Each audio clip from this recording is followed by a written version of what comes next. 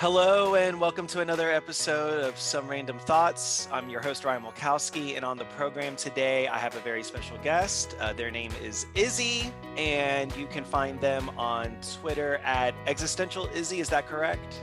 That's correct. Okay. And I'm just going to have Izzy introduce themselves, and then we'll move forward. So, Izzy, tell us a little bit about you and things you're interested in and where people can find you besides Twitter if they can. Okay, definitely interested in spirituality because everyone kind of has like their own meaning of it. Yeah. But the way I define spirituality is through psychology and science. So I'm definitely a huge mental health advocate. So if I talk a lot about mental health and being an atheist and religious trauma, that's why, because my spirituality is defined by a science that we all know as psychology. So, and That's awesome. honestly, the best place for people to reach me is Twitter. I don't really have Facebook. I have an Instagram, but I have a private account for just personal reasons. Yep. So Twitter is Okay. honestly the best place to go. All right. Well, there we go. So, Twitter, find Izzy at Existential Izzy on Twitter for all of her thoughts. And just really quick, so I think we connected, I don't know, a year or two ago. Can't remember with all my connections, but Izzy was very formative in kind of helping me discern my own spiritual journey. And we had lots of great conversations back and forth. And she just has a lot of great thoughts on everything that she mentioned. So if you're interested in any of those things that they mentioned, excuse me, please go check them out on Twitter. So today's episode is a revisit episode, is what I'm calling it. So season one, I did a bunch of episodes on various different topics.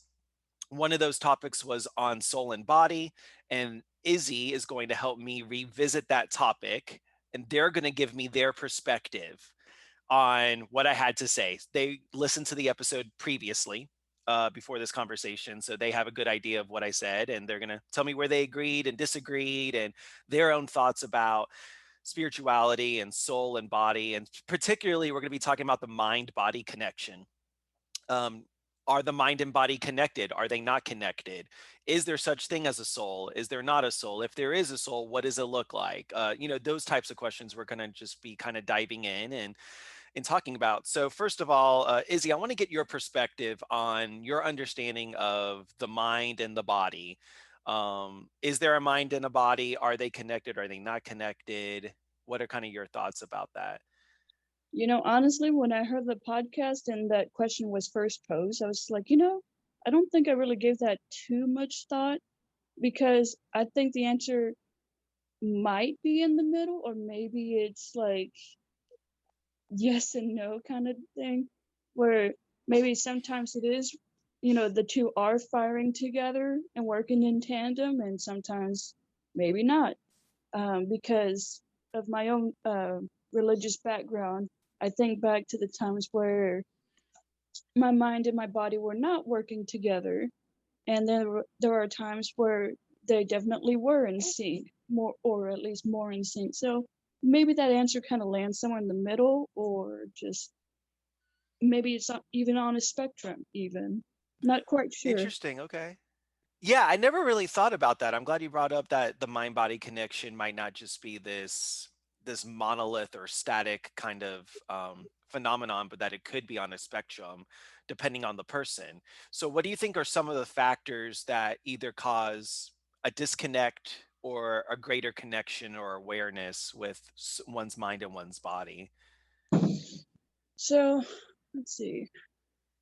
Thinking back to my own time as a religious person, the times that they were not in sync is definitely when I would have doubts about my faith, because you're told on one end, doubts are okay just as long as they don't take you away from God. And then you had Mhm. this other extreme view where it's like, no, doubts are just not okay. And so you try to figure out how to proceed. And when you get two conflicting messages, you're just like, well, maybe I'll just continue, maybe I'll just not think about it. I'll put it in the back of my mind. And so you have your mind on autopilot while your body's just like, but I still feel these things, why am I ignoring them? I'm still Yeah. having these thoughts. Why am I told that I need to take these thoughts captive, kind of thing? Um, if that makes any sense. Yeah. So it's fair to say that you found a lot of like cognitive dissonance in religious belief, and Oh, that yeah. kind of really hindered, I think, maybe a greater awareness or understanding of how your body and your mind could work together. Yeah. I mean, it was more, man, the cognitive dissonance was more of disassociation for me. And what's Wow. crazy is I didn't even realize that disassociation not only was a thing, but how heavily it could impact you. And Mm, so there were a lot of times, thinking back to my childhood, even, um, where I would just lose time, just huge chunks of time. And I'd be like, I don't remember that at all. And, the person I'd be talking to would be so insistent that, yes, this did actually happen. And I would genuinely be unable to remember, and to the point even where it would scare me that I couldn't remember some things. So, yeah, I can't imagine that level of just anxiety that would be produced and not even remembering entire chunks of your childhood. And yet it's a phenomenon that I think a lot of people have experienced. And w- I mean, how how have you been working through maybe any type of difficult situations or traumas or past experiences, either because of religion or otherwise? What are some of the most effective ways that you've tried to cope with those various things that have happened? Because it's difficult. It's difficult work, and there's a lot to unpack and unwind. So, what has been most helpful for you in your own mental health and your mind and body? so therapy was a great place for me to start because I didn't know where else to go. Um, Mhm. um, So when I started therapy, I started with mindfulness and found out that meditation is a completely optional thing, but that was also pretty helpful. But it was when I started CBT, cognitive behavioral therapy, is when they had us write down just our pretty much our immediate thought about something like Mhm. I'm a bad person. And then they would have you go through and dissect why you're having that thought. And if there's any truth to it, well, why are you saying you're a bad person? Oh, because this happened. Okay, well, could you have controlled anything about that situation?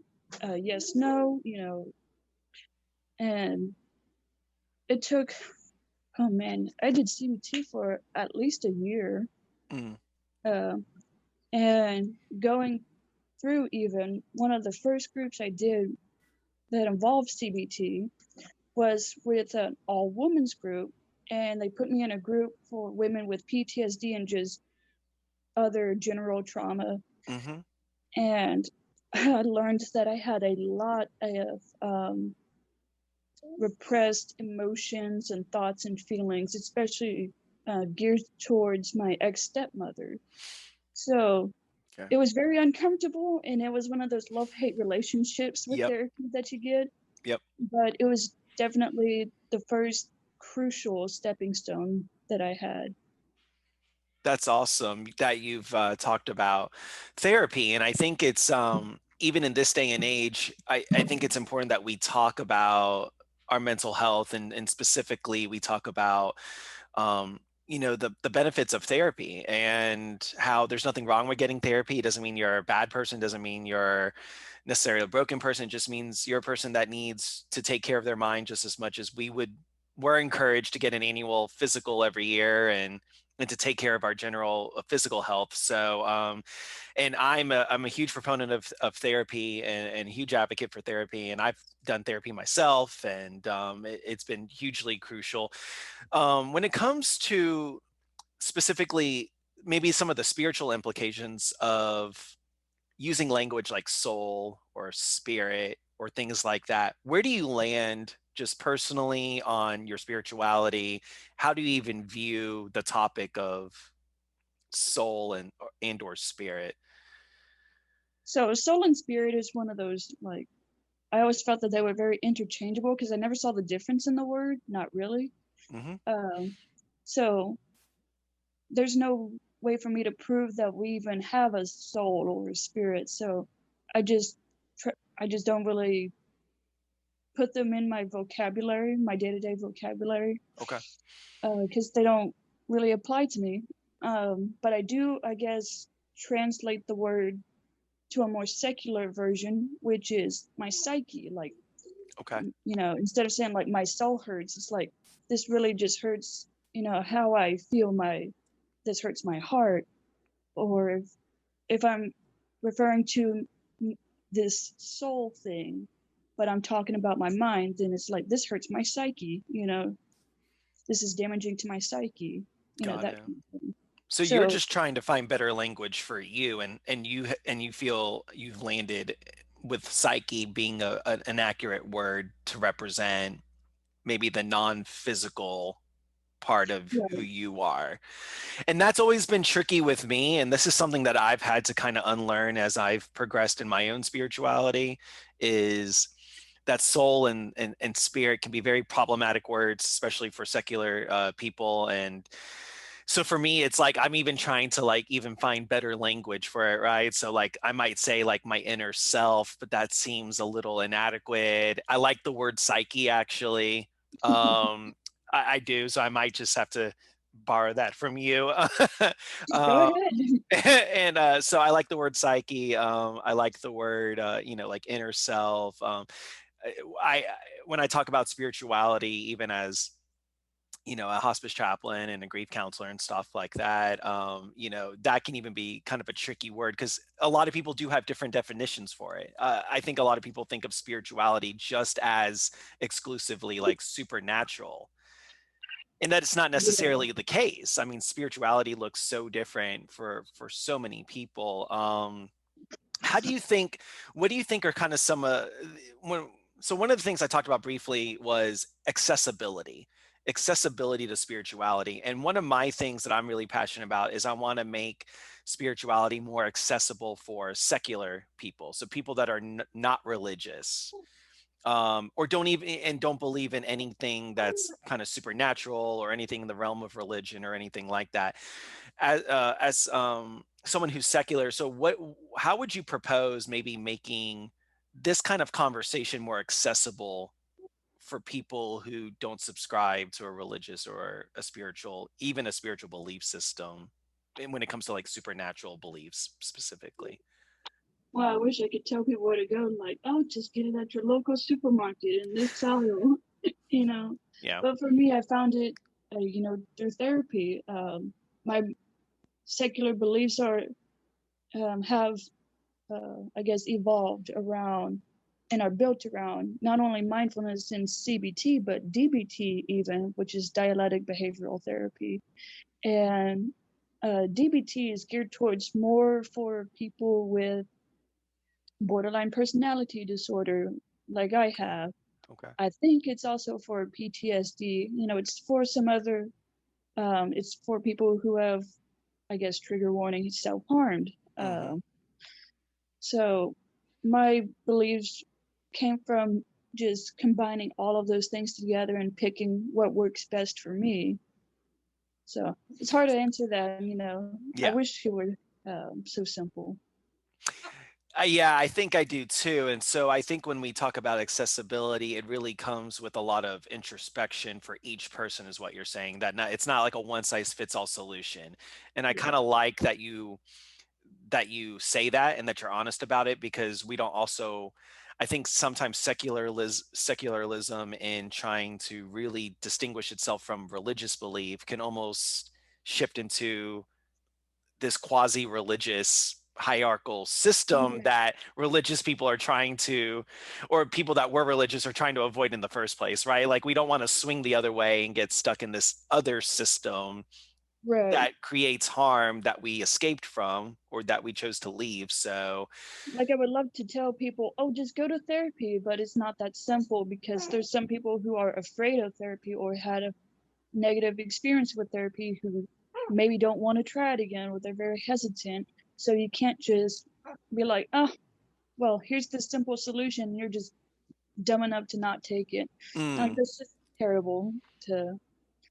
So you have to really just kind of like how me and you met. We just talked, had conversations, asked mhm. questions, had a back and forth, and eventually you figured out what worked for you. Yeah. No, and I think that's wonderful, and that's what I think I want to try to advocate too, is that there's not a one size fits all solution, and there doesn't need to be a hierarchy or kind of like a board of particular people that are like in charge of trying to subscribe things to secular people. But at the same time, psychology, in part because of your influence and just our conversations in the past on Twitter and what you've shared, has become very important in my life. Even years ago when I was starting therapy, psychology became this like whole new world for me. That like I was raised in a particularly conservative evangelical Christian circle, and I was in that kind of sphere for a long time. And so there was a lot of demonization or vilification of like psychology and philosophy and Oh yeah. science and the anti-intellectual movement and things happening in that circle that you probably experience as well. And so now having the freedom to be able to just define for yourself things that work for you. And so in your part, psychology being a very foundational aspect of your life, I could imagine brings a lot of freedom and just a lot of liberation, because maybe the thing you never got to explore before, the thing that got demonized, actually was a saving, quote unquote, like was a saving grace, or Yeah. just like, I don't want to use religious language, but just, something that helped you tremendously become a better person, a more whole person. And so, so accessibility basically is to each their own, right? Whatever's it works for you and whatever's going to promote your health and your wholeness and healing, and is what works. What I talked a little bit about the body and how religion has this, I think, a misunderstanding of the body. And it depends on the religion, because religions have different beliefs. But I came from a Christian background. Did you come from a Christian background? Yeah. Yeah, okay. I assumed you did. So coming from Christian backgrounds, at least for me, I was raised in like purity culture and Oh yeah. modesty culture, which are hugely harmful. And there's a lot of great resources, especially on Twitter. A lot of people are talking about purity culture and pushing back against purity culture. Were you raised in that particular culture? And if so, what beliefs did you subscribe to that were kind of ended up presented as detrimental, and that you had to kind of unwork or unlearn later? Oh yes, I most definitely grew up with purity culture and modesty culture. Okay. Um, I guess maybe there wasn't as much emphasis on modesty culture as much as just purity culture in general, because obviously your virginity was this prized possession to Yeah. work towards. Um, One of the hardest things that I had to unlearn because of purity culture and because, my virginity was wrapped up, and just even made an idol out of. Um, I was told by my ex stepmom at the time that dating was pointless ultimately, unless the intent was to get married. And being told this as a 15-year-old, it just really Yeah. took a toll on my mental health because I was just like, okay, so I can't date unless the person that I'm dating wants to get married. And at 15, that just sounds so absurd. Mhm, And it is absurd to mhm. put so much pressure on a teenager like that. And that was one of the hardest things that I had to unlearn going through therapy, making sure that that wasn't my only intent with the person that I was dating. Yeah. Yeah, no, that's one thing that I learned too, was you need to date as if you're looking toward, marriage automatically. Like, marriage had to be like the mindset of going into a dating relationship, which I thought, yeah.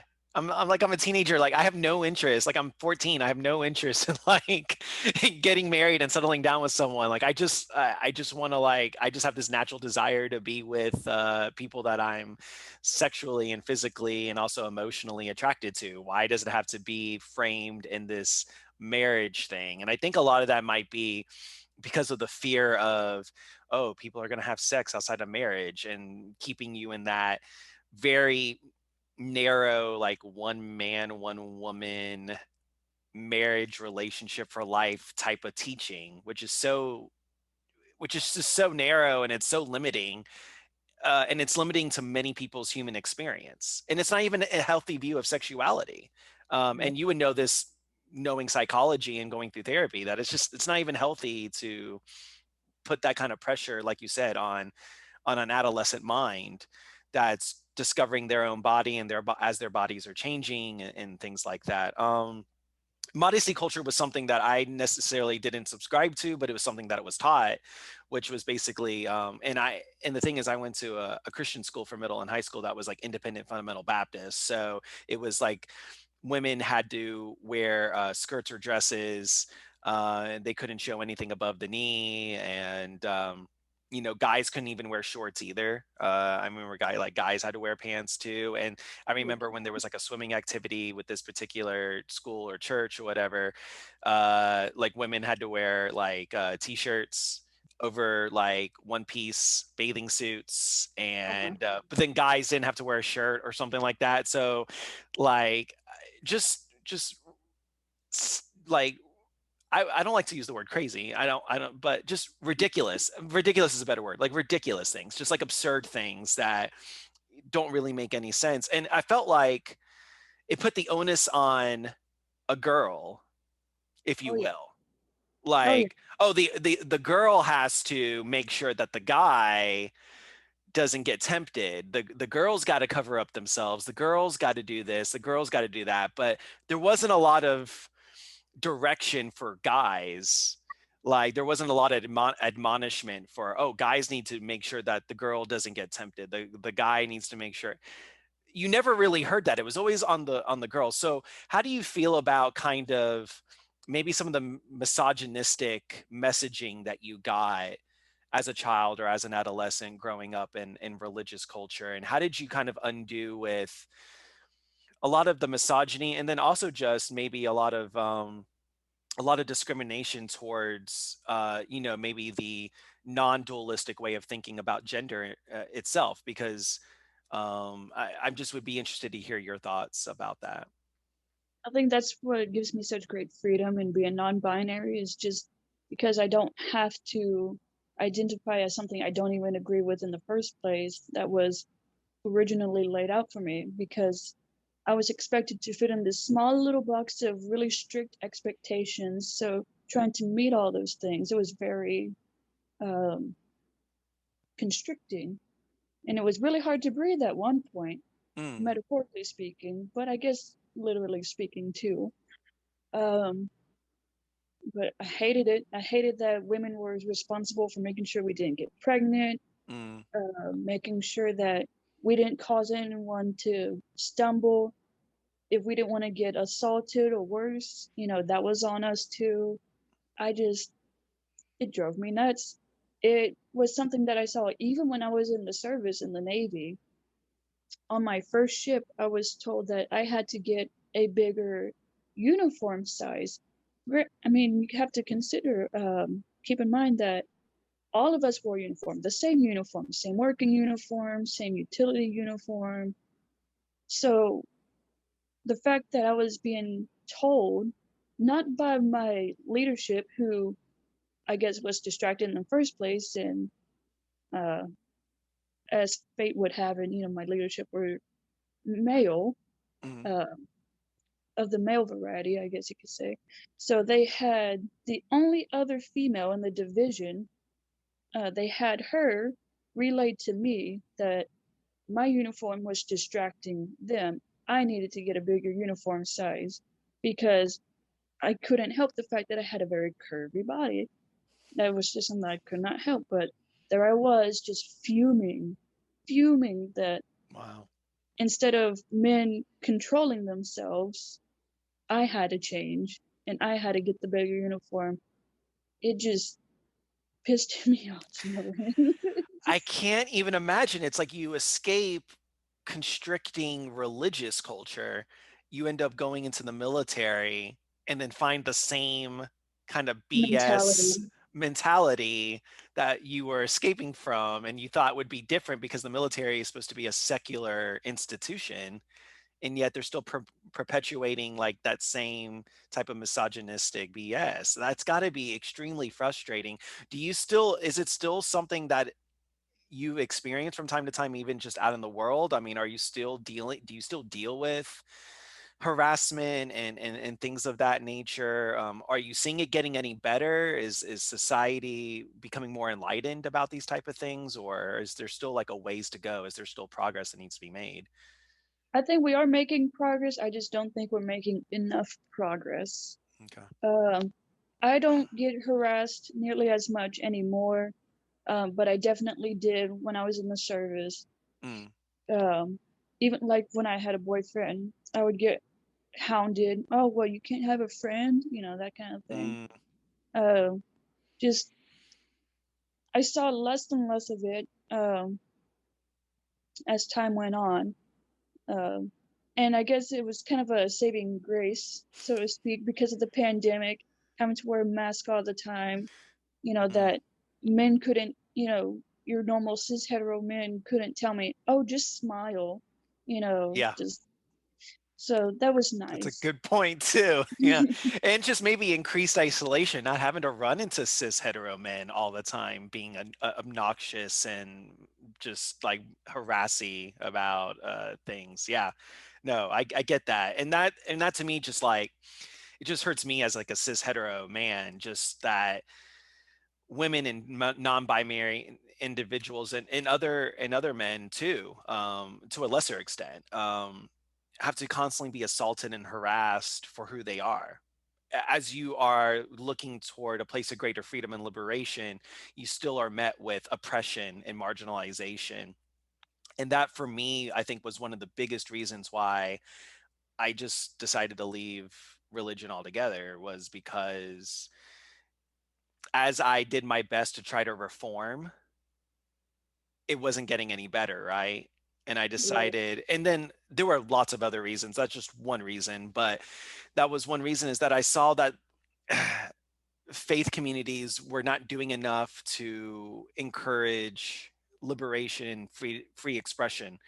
And there's a lot of other things that we could talk about in there. But getting back to the topic, so all of this plays a role. All of this is important when we're talking about purity culture, and we're talking about sexual harassment, we're talking about sexual assault, and we're talking about gender and sexuality, because it all relates back to the body. And so what are some things that maybe you used to hate about your body, or you were ashamed about your body, or just things that you really were told were not good, you were told were maybe bad, and that now you're claiming it as, no, I appreciate this about my body, I love my body, this is who I am, and I accept it. What are some things that you could share, that other people might gain a lot of encouragement from? So I started off with the most simplest of things. I used to get bullied a lot for the size of my nose. My Okay. nose, I guess, was bigger than my face, or as big as my face back then. I don't remember, but I got teased a lot for it. Got picked on a lot by mostly, no, I think it was all girls that picked on me about my nose size. Wow. So I would hang out with the guys because they didn't pick on me. But over time, I just didn't care anymore. I Mm. got tired of people using my nose as this way to harass me and pick on me. And it took some time, but I came to love just my nose, and just say, that is a nice nose. So a lot of that is the I can't remember if you said this would be like a CBT exercise or a DBT exercise about kind of reframing maybe negative thoughts or negative mindsets, especially things that are ingrained, from childhood, either things that you heard externally from others or things that you kind of accepted internally about yourself, undoing that narrative so that way you can like utilize a positive mindset. And I want to be wary of, like, I'm not talking about like toxic positivity. I'm talking about like actually doing the work of like reframing the narratives about who you are and how you see yourself so that you can have a better self image. So that's a really good example because I talked about in the episode how all of us have things that we don't necessarily like about ourselves, when it comes to our bodies. So for me, I've always had like a self-image issue of about my weight. I always fluctuated in weight throughout my life. So when I was like in elementary school, I was a much bigger kid, and then when I hit puberty, I lost a lot of weight and I grew really tall. So I was a skinny kid at one point. Then I kind of gained some weight back, and then throughout my adult years, I had periods where I was skinny, periods where I was bigger, and then one of the things for me is like my hair. I started like losing my hair at a young age. I was like 16 when I Oh, started wow. losing my hair, and so that's always been a self-conscious thing. But I was never taught how to love my body, and I was never actually given permission to like love my body and accept my body. Because and I think that's something that's interesting, is that I felt like in the culture that I was raised in, it was guys didn't talk about their body, or that was a girl thing. Like girls have self-image issues, or girls talk about that stuff, like guys don't talk about that stuff. And yet I think a lot of guys, if they admitted it, have self-image issues, and I know I did, and I do to a lesser extent. So how do you feel about I shared a quote in the thing, and I want to get your thoughts on it. So there was a quote that basically said, in summary, spirituality should return to one's own body. So, how do you feel about that statement? How does that resonate with you? For me, I think about um, just so whenever it comes to unpacking the narratives that we've been taught, whether we told them to ourselves or others told us, it involves getting uncomfortable, sitting with yourself, and doing a lot of reflection and actually going through and making sure that what you tell yourself and what others have told you is finding out if it's factual or bullshit. And that's a very uncomfortable thing to do, but as you do it more and more over time, um, it gets easier. It most definitely gets easier. I won't say it gets more comfortable. um, That's a good point. so for Yeah. me, returning to spirituality, returning to one's own body, at some point you get to the point where, because I know for me, especially going through therapy, at a certain point I was just like, you know what, I'm gonna do my best to just accept my body for what it is at this moment, kind of taking into that mindfulness perspective of I'm going to just accept my body for what it is as it is in this moment. And that's helped me a little bit more and more.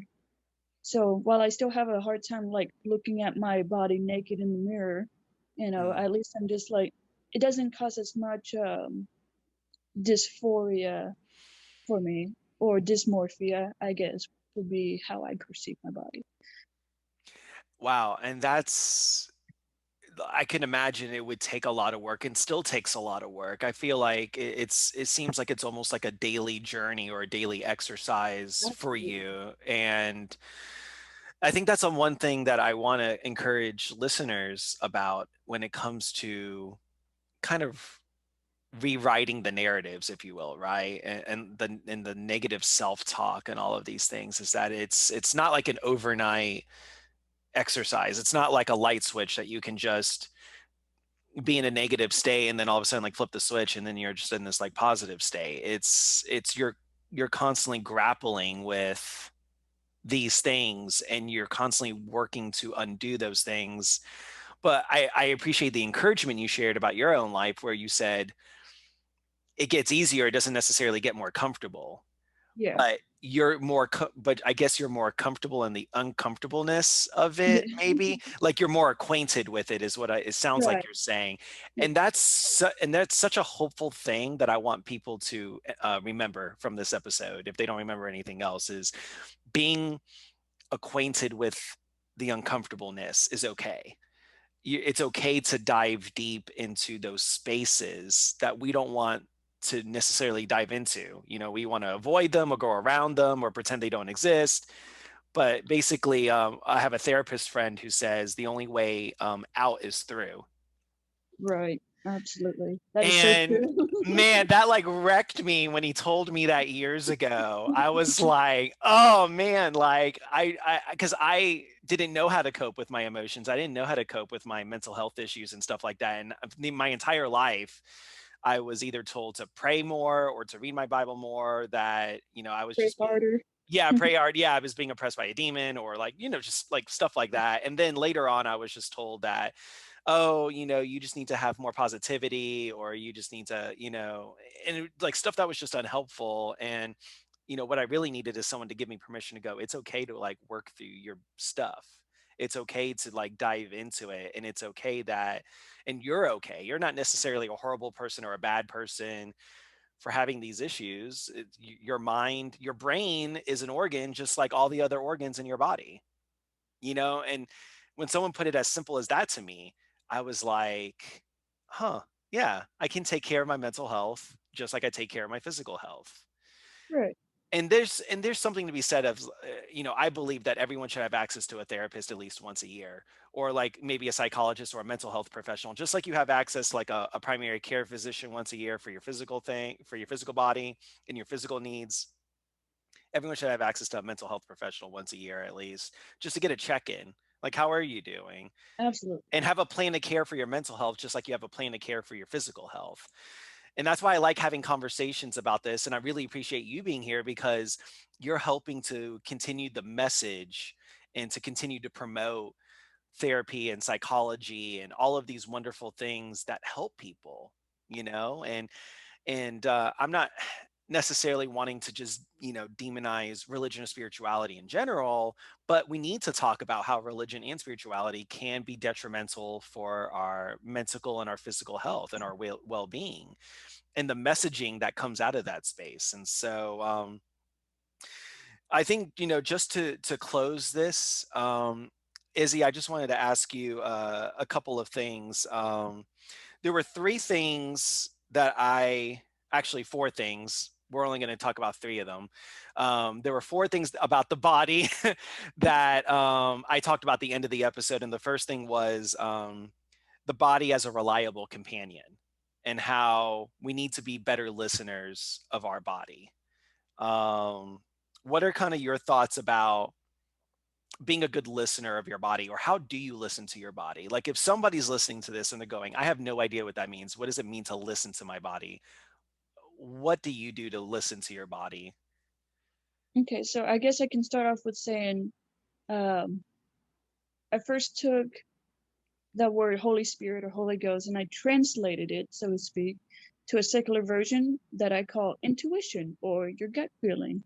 So whenever I deconverted, I started listening to my body more, my intuition, my gut feeling. So if I felt that someone was being untrustworthy or they were just being at least a little suspicious or sus, I guess they say. If someone was being just a little sus or whatever, I would listen to that instead of just ignoring it and pretending that everything was fine when it wasn't.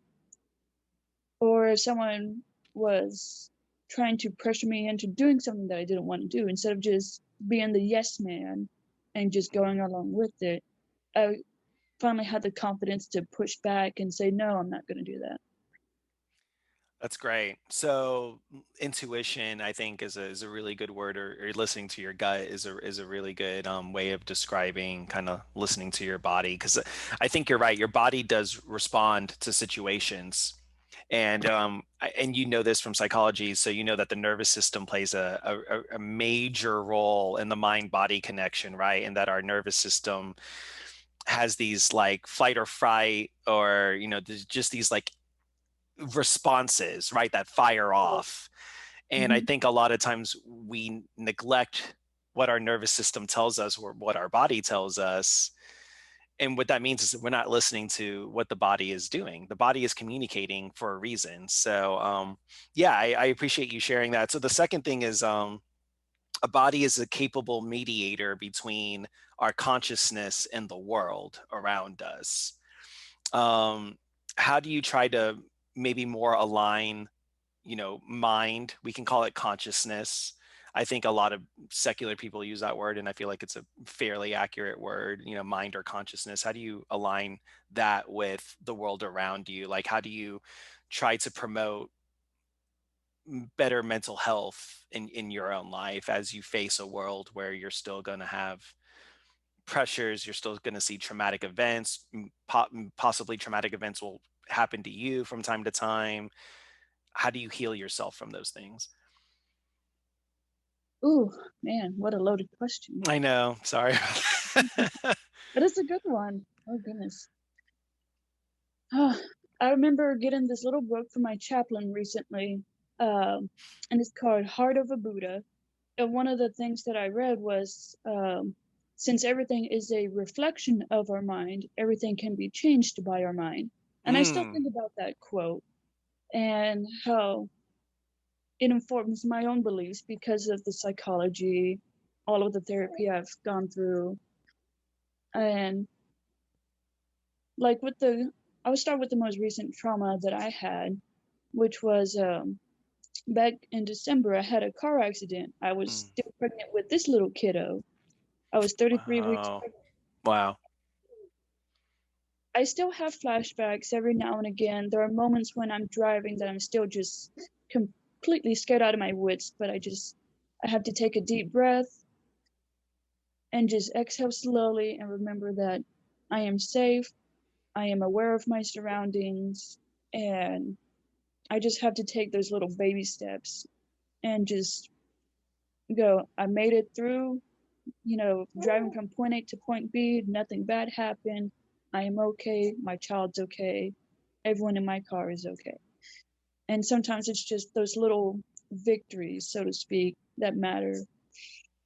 So whenever we see this terrible news on, school shootings, what's happening currently with Israel and, Hmm. Palestine, Hmm. uh, you do what you can to help, within the means that you do have, or at least I think that's the best thing to do, best thing you Hmm. can do, and just remember that you can't always fix everything. So you just do what you can. I know for some people it's prayers, thoughts and prayers. It drives me crazy still hearing that. Yeah. Right. Sometimes, even if you can't donate to a charity, you just keep those people in your thoughts. Do what you can to, like I said, just do what you can to help. Maybe it's just talking about the subject and making sure people are informed on the matter. That's the most crucial piece of work you can do. Yeah, man, that is good stuff. That chunk that you just shared, Heart of a Buddha. I'm gonna look that up, by the way. I'm gonna add that to my list of books. That's really, really good. So thank you so much for sharing that wisdom there. And then I guess the last thing is a body as a vehicle for transformation. And I just wanted to kind of know, in what ways have you been proud of yourself in transforming your body and your mind into who you are today? Well, I've never physically changed my body, so I can't really talk about that. I have thought about it once, but when I thought about it more, I thought, I don't need that. Because at one point I considered that I could possibly be trans. And then when I thought about the surgeries that people would Hmm. take, I thought, no, I don't think that's for me after all. Um, so no physical alterations of that sort have happened, but how I view my body has definitely changed by, of course, just sitting down with myself, having conversations with myself.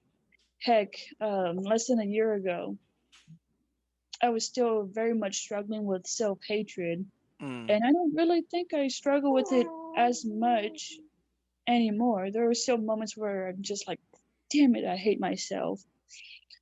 But I at least acknowledge, I am feeling like I hate myself right now, and this is why. This is the situation that just occurred, and that's why I'm feeling this way at this moment. So it's yeah. just making sure that you at least acknowledge those thoughts, those feelings, those emotions. Because once you at least pay them some mind, you can start working on them. Absolutely, absolutely, and I'm just very happy to know you, and just everything that you share on Twitter has been just immensely helpful. I want you to know that. I know that we don't, feel that a lot of people, see our stuff or might get any kind of encouragement from what we have to say, but people do. People see it, and so keep on putting out the good stuff that you're putting out, and keep on sharing your story. But I just want to give you the final word. Is there any kind of parting words you have, or any kind of parting wisdom you have that you want to share before we close? I guess I like to leave people with this. So I've grown to hate the word advice because of even before I started therapy, just something about it just rubbed me the wrong way. But it was after I started therapy that this I can't remember. I know she was a nurse at, you know, in her off work or in her prior work or prior experience. I can't remember, but either way, she was the group leader of this co-ed group where we all just shared whatever, was on our minds. Uh, I like to say on our minds more than just on our heart. Mm, Um, but we just shared our thoughts and feelings and emotions about on certain things. And what she said really stuck with me even to this day. Um, she would always tell us to share our experience because our experience might be very similar to the person sitting to the right of us, but be completely unrelatable to the person sitting to the left of us. And that's why she didn't like the word advice because she felt it was too much of a this general blanket statement of this one size fits all narrative that just didn't work when you try to tell people, oh, just think positive thoughts, it'll get better. You know, it won't work for everyone. It might work for those few people over here, but it's not going to work for everyone else. And it just leaves everyone else feeling like they did something wrong or that they just didn't try hard enough. So I don't give advice, I share my experiences with people now. I like that. That's great. Not sharing advice, sharing experience. That's some good wisdom to leave us with. So once again, I have on Some Random Thoughts on this program, I have Existential Izzy. Izzy, Existential Izzy on Twitter. Go and look her up. Go and look them up. Excuse me. Give them a follow. Lots of great stuff there. Izzy has been very helpful for me in my own journey for the past couple of years. And so, Izzy, once again, thank you so much for being on the program. Really appreciate you sharing all I your. appreciate being here. Thank I'm you. very honored to be here.